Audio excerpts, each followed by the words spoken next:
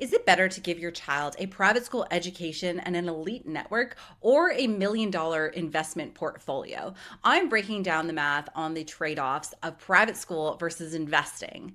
By the time my son was 1, he was already on 5 different wait lists for private school, which I know sounds ridiculous, but where I live in Sydney, Australia, that is so culturally normal. And I know if you're in San Francisco or New York or London, you're going to be feeling the same pressure. But as a former chartered accountant with a background in finance, I'm really not convinced that the ROI on private school actually exists.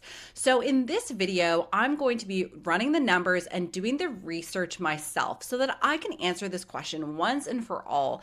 Is private school actually worth it? So first, let's talk about how much private school actually costs. Here in Sydney, Australia, an elite top tier private school is between $45,000 to $50,000 per year. There are other options. Some of the smaller independent private schools or Catholic schools can range closer to that $24,000 to $35,000 per year mark. And keep in mind, that's just base level tuition. That does not include all the ancillary costs of going to a private school. I'm talking things like the uniforms, the technology, music lessons, club fees, sports activities, the mandatory excursion and trips, even the bus and transport to go to your expensive private school. All of those things add up, and you could, on average, add an extra 10 to 20% on top to account for all of those extra hidden costs. And then let's not forget inflation. Historically speaking, private school admission fees have actually outpaced the CPI. And so I'm going to apply a 4% inflation growth to make this as accurate as possible. One other major hidden cost that I think people don't consider is the overall lifestyle inflation that might come with choosing a private school path. Basically, if you surround yourself with a network of people who are in other private schools who tend to be much wealthier, you may find that over time, if you choose to go on joint holidays and trips together, you're finding you're spending a lot of money doing ski vacations instead of camping, or perhaps there's a bit of competitiveness when it comes to birthdays and gifts for your children. But how much you actually pay for private schools is also going to be determined based on when you start. So here in Australia, only 10 to 20% of parents actually start their children in private schools in their first year of school, which is known as prep or kindergarten. More people choose later in life around year 5 or year 7 when the stakes are a little bit higher in high school. According to the 2025-2026 Cost of Education Index, the average cost of a private school education over 13 years is $350,000. If you were to choose one of the more elite schools and you chose to do that over 13 years, that would actually be $650,000. For comparison purposes, I did look at the US as well as England, and it's actually quite a similar story. In the US, there is a bigger range based on my research, but an elite day school could be upwards of $50,000 to $60,000 per year. And in London, it ranges between 30 to 50,000 pounds. So now that we have a good understanding of how much private school actually costs, I'm interested in what the opportunity cost. So instead of paying annual tuition fees, what if instead we were to invest that money on an average rate of return of 9% over the 13 years of education? And the question I'm really trying to answer here is, what is truly going to set them up better for life? Is it that private school education, or is it public school or a low-cost school and the potential wealth that they could be creating over 13 years? Let's look at 2 different scenarios. Scenario A is going to be the average private school route. So let's use that $350,000 over 13 years average private school education. So that's about $27,000 per year over 13 years. If instead we were to invest that money at a 9% return, that would actually equate to $638,000 by the time your child graduates from high school. Basically, you're buying a diploma for $628,000 at an average private school. That's pretty shocking, actually, when you run the numbers. That's the equivalent of not only a fully paid off university level degree, but also $500,000 left over for a house or for a future down payment.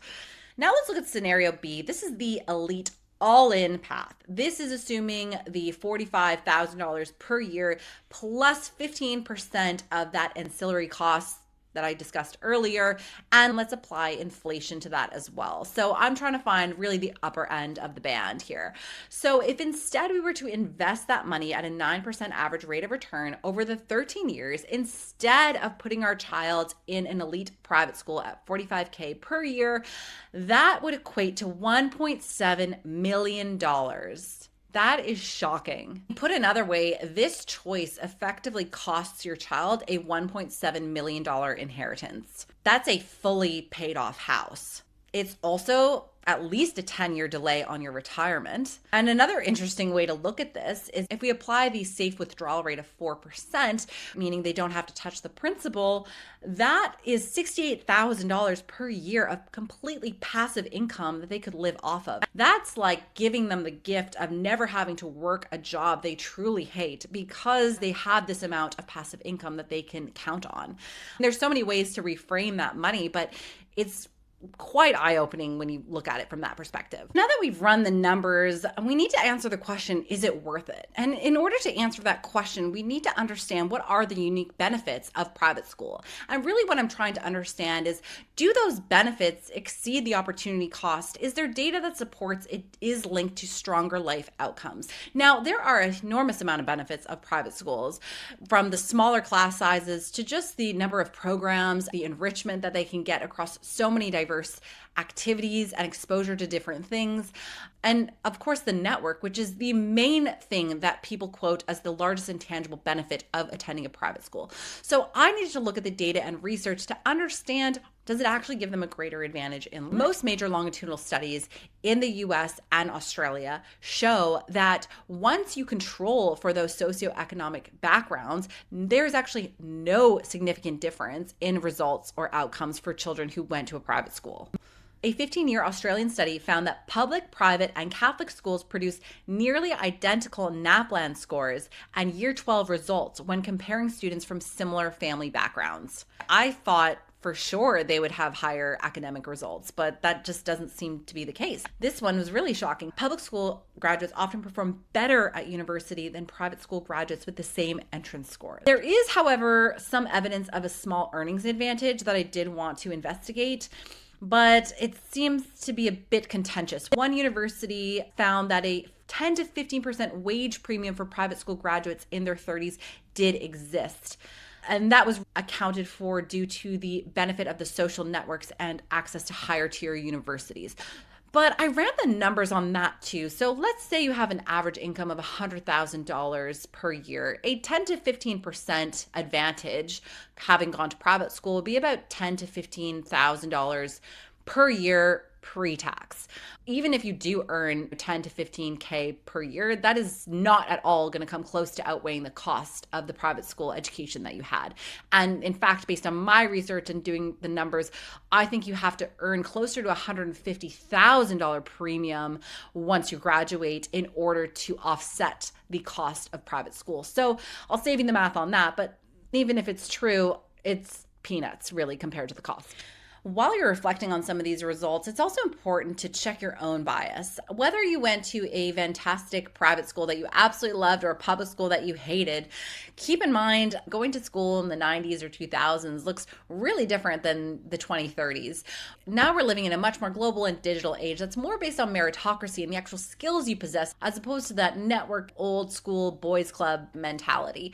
I'll give you an example of this. I used to work at Google, a top tech company globally, and they were well known in the early years of only hiring people that came from very elite universities, MIT, Stanford, and the Ivy League schools. And what they did is they accumulated a lot of data on their employees, and they actually found that there was zero correlation between the prestige level of the school and their average college GPA compared to their actual performance. And so they did the right thing. They changed their hiring policies to reflect what the data and research showed. And that, by the way, was the only reason that someone like me could come in who went to a public university university in Canada that was not very well known, and I went on to have a fantastic career there. So it's just an example of how we are moving towards meritocracy as opposed to the networking and who you know. So for me, looking ahead 10 to 20 years when my child graduates, it's really hard for me to envision that we'll go backwards in that way. I just can't see a world in which my child would be excluded from university or from a first job based on their high school. So there you have it. What do you think after looking at the math and understanding the data and research? Do you have only one child that you are assessing this? If you have multiple kids, that changes the numbers significantly. So I think for myself, having reviewed the numbers and gone through the research, my conclusion personally is that no, private school is not worth it. I actually am planning to change my entire strategy for my own child. I was planning to send them to a private school, and I've changed my mind based on the data and research. I just don't see how I can reasonably come to that financial decision. But I think what it has illustrated is that I do have a little bit more homework to do. One thing I'm interested to dig into a little bit more, and I'm going to save it for my next video, is a hybrid approach. So if I were to choose a low-cost private school only from year 7 and beyond in high school where the stakes are higher, what does that look like financially? And if I were to invest the difference? The other thing I really want to look into is public schools. What are some of the benefits and drawbacks of the public school system?